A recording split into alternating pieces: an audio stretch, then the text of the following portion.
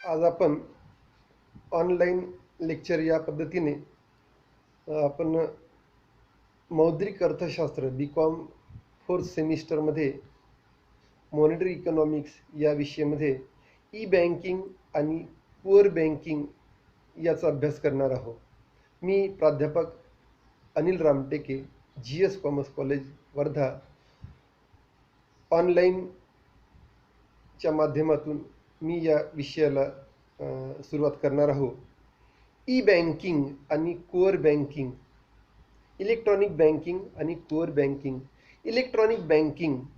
Electronic banking वर्तमान काळामध्ये म्हणजे आधुनिक काळामध्ये माहिती आणि तंत्रज्ञानाच्या क्षेत्रात फार मोठ्या प्रमाणात बदल झालेला दिसत आहे. संपूर्ण जगामध्ये संगणक आणि आंतरजाळ, इंटरनेट, कम्प्युटर आणि इंटरनेट याचा उपयोग मोठ्या प्रमाणावर केला जात आहे. कम्प्युटरच्या माध्यमातून कम्युनिकेशन, संदेशवहनाचे आणि माहितीच्या आदानप्रदानाचे सुसंघटित जाळं मोठ्या प्रमाणात जगामध्ये विकसित झालेलं आहे. इंटरनेट आणि माहिती तंत्रज्ञानाच्या विकासामुळे ई कॉमर्स, ईमेल, ई माहिती आंतरबदल इत्यादीद्वारे संपूर्ण देशामध्ये मोठ्या प्रमाणात याचं जाळं तयार झालेलं आहे. उद्योग, व्यापार, वाहतूक, सरकारी कार्यालय, मार्केटिंग इत्यादी सर्वच ठिकाणी शिक्षण क्षेत्रामध्ये सुद्धा आधुनिक तंत्रज्ञानाचा उपयोग सातत्याने केला जात आहे.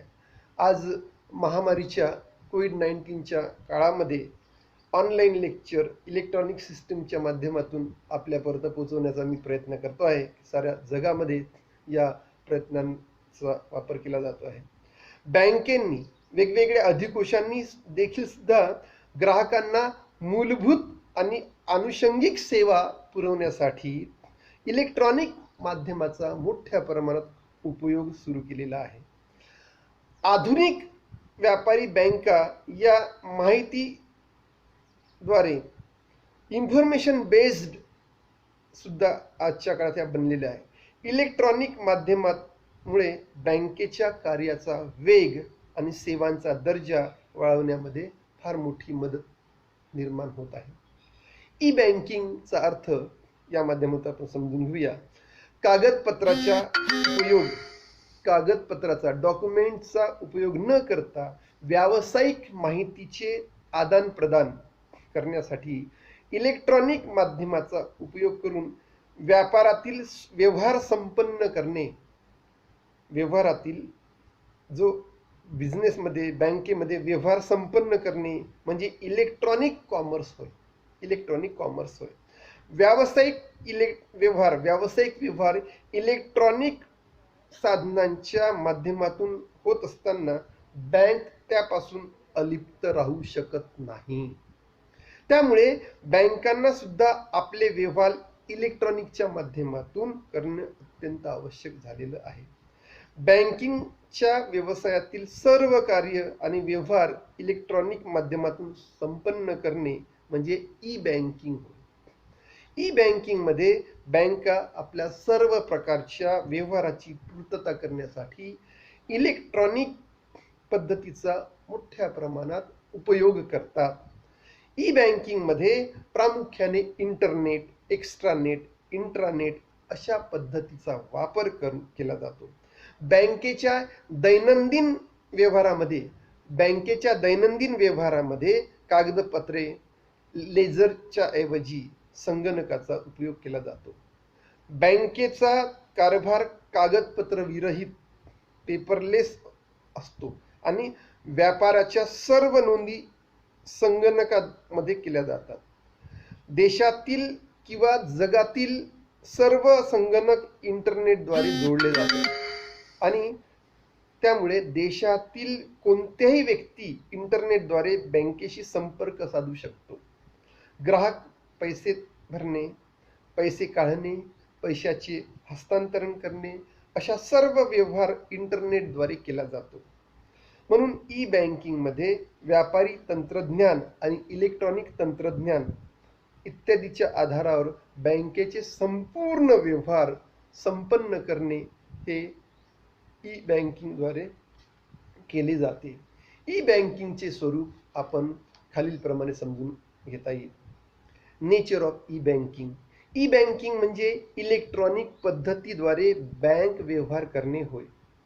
ई बँकिंग मध्ये कागदपत्राचा उपयोग केला जात नाही, तर नवीन इलेक्ट्रॉनिक तंत्राचा उपयोग केला जातो. बँका आपले संपूर्ण व्यवहार इंट्रानेट, एक्स्ट्रानेटच्या आधारे करीत असतात. म्हणून ई बँकिंग म्हणजे इंटरनेटवरील माहितीच्या महामार्गावरील बँक व्यवसाय होय असे म्हटले जाते. ई बँकिंग मध्ये ग्राहक, इतर बँका आणि मध्यवर्ती बँका यांच्याशी होणाऱ्या व्यवहारामध्ये इलेक्ट्रॉनिक पद्धतीचा मोठ्या प्रमाणात उपयोग केला जातो. ई बँकिंगचे व्यवहार, ट्रान्झॅक्शन ऑफ ई बँकिंग खालीलप्रमाणे केले जाते. ई बँकिंगच्या माध्यमातून आपल्याला मूलभूत व्यवहार पूर्ण केले जातात. ते म्हणजे खालीलप्रमाणे. पहिलं, 1. बँकेतील खात्यांच्या संदर्भात चौकशी करणे. बँका उपलब्ध करून देत असलेल्या सेवांची माहिती, विद्युत, टेलिफोन, पाणी, विविध कर इत्यादीच्या देयकाचे शोधन करणे, विविध खात्याचे विवरण, विविध प्रकारच्या निधीचे स्थानांतरण करणे, धनादेश पुस्तिका, डिमांड ड्राफ्ट इत्यादी देण्यासंबंधीची विनंती करणे, इंटरनेटच्या माध्यमातून प्रत्यक्षात केलेल्या व्यवहाराचे तात्काळ शोधन करणे, अद्ययावत योजनांची माहिती देणे, व्यापारी बँकांचे व्याजाचे दर आणि इतर सेवांचे शुल्क या संदर्भात माहिती देणे, अशा प्रकारचे व्यवहार ई बँकिंगद्वारे केले जाते. ई बँकिंगची फायदे, advantages of e banking. Advantages of e banking, ग्राहकांना होणारे फायदे. बँकेतील ग्राहकांना होणारे बँकेच्या ग्राहकांना होणारे फायदे. ई बँकिंगमुळे ग्राहकांना खालील फायदे प्राप्त होतात. 1. बँकेच्या ग्राहकांना कामकाजासाठी बँकेत जाण्याची गरज राहत नाही, तर ते आपल्या घरी बसून 24 तास केव्हाही बँकेशी व्यवहार करू शकतात. ई बँकिंगसाठी कामकाजाच्या वेळा निश्चित केलेल्या नसतात. नंबर 2. ई बँकिंग ग्राहकाच्या दृष्टीने अत्यंत सोपी आहे. पर्सनल कम्प्युटर किंवा लॅपटॉपवरून किंवा मोबाईलवरून सर्व प्रकारचे मूलभूत व्यवहार सुद्धा केले जाते. नंबर 3. बँकिंगमुळे मोठ्या प्रमाणात असणारे व्यवहार अत्यंत कमी वेळात पूर्ण केले जाते. ई बँकिंगमध्ये तंत्रज्ञानाचा उपयोग होत असल्यामुळे खर्चाचे प्रमाण कमी झालेले आहे. 5. आहे, ई बँकिंगमुळे ग्राहकांना तात्काळ सेवा पुरवल्या जातात. त्यामुळे ग्राहकांच्या संख्येत वाढ होत आहे आणि बँकेच्या व्यवसायात आणि नफ्यात सुद्धा वाढ होताना दिसत आहे. ई बँकिंगच्या माध्यमातून ग्राहकांच्या एका खात्यातून दुसऱ्या खात्यात किंवा ग्राहकांच्या खात्यातून दुसऱ्या व्यक्तीच्या खात्यात पैसे स्थानांतरित करण्याचं कार्य अत्यंत जलद गतीने पूर्ण केले जाते. ई बँकिंगमुळे ग्राहकांना लवकर आणि गुणवत्तापूर्वक सेवा प्राप्त होते. तसेच गरजेनुसार नवीन सेवा सुरू करता येतात. ई बँकिंगमुळे देशातच नव्हे तर विदेशात राष्ट्रामध्ये म्हणजे विदेशातील निधीचे स्थानांतरण त्वरित करता येते. त्यासाठी फार कमी वेळ लागतो. इलेक्ट्रॉनिक बँकिंगमुळे बँकांना आपल्या ग्राहकांच्या सोयीसाठी उधारपत्रे, क्रेडिट कार्ड्स, नावेपत्रे, डेबिट कार्ड्स, ATM कार्ड या सुविधा सुद्धा उपलब्ध करून दिल्या जातात. डेबिट कार्ड, क्रेडिट कार्ड उपलब्ध करून दिल्या जातात. आता इलेक्ट्रॉनिक बँकिंगमुळे बँकांना होणारे फायदे. ई बँकिंगमुळे बँकेला खालील फायदे प्राप्त होतात. 1. ई बँकिंगमुळे ग्राहक स्वतःच्या खात्यात स्वतःच व्यवहार करीत असतो. त्यामुळे बँकेचा मनुष्यबळावरील खर्च वाचतो. बँकेचा कर्मचाऱ्यावरील खर्च वाचतो. ई बँकिंगमुळे बँकेच्या कार्यालयीन कामात बरीच घट होत असते. तसेच कर्मचाऱ्यावरील कामाचा ताण सुद्धा कमी होतो. ई बँकिंगमुळे सर्व मूलभूत कामे संगणकाच्या सहाय्याने केली जात असल्यामुळे काम लवकर होते आणि तात्काळ करता येते. ई बँकिंगमुळे ग्राहकांना पैसे काढण्यासाठी, जमा करण्यासाठी, पैसे स्थानांतरित करण्यासाठी बँकेत जावं लागत नाही. त्यामुळे बँकेत होणारी गर्दी कमी होऊन ग्राहकांची गैरसोय देखील कमी होते. बँका आपल्या ग्राहकासाठी विविध सेवा व सोयी पुरवू शकतात. ई बँकिंगमुळे ग्राहकाचे समाधान होते, त्यामुळे बँकेच्या ग्राहकांच्या संख्येत वाढ होत असते. ई बँकिंगमुळे बँकांना विविध प्रकारची पुस्तके, लेखे तयार करण्याची गरज नसते, त्यामुळे बँकेच्या प्रशासकीय कार्यामध्ये, प्रशासकीय खर्चामध्ये बचत होते. ई बँकिंगची तोटे, disadvantages of e banking. E बँकिंगमुळे पुढील प्रकारचे तोटे किंवा हानी संभवतात.